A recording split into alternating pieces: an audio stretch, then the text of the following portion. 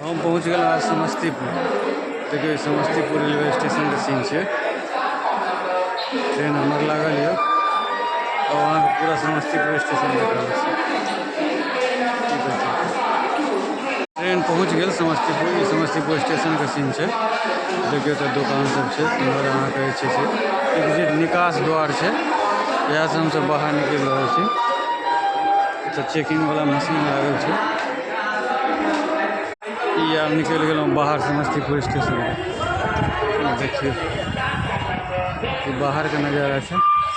Samastipur junction exit द्वार है।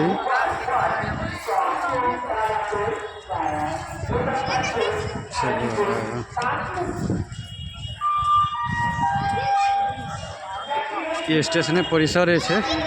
Train लागल है। ये डेमो वाला ट्रेन लागल हुआ और अहाँ के से बाहर निकले के रास्ता है। तब अहाँ बाहर निकल जाओ अंदर जाओ।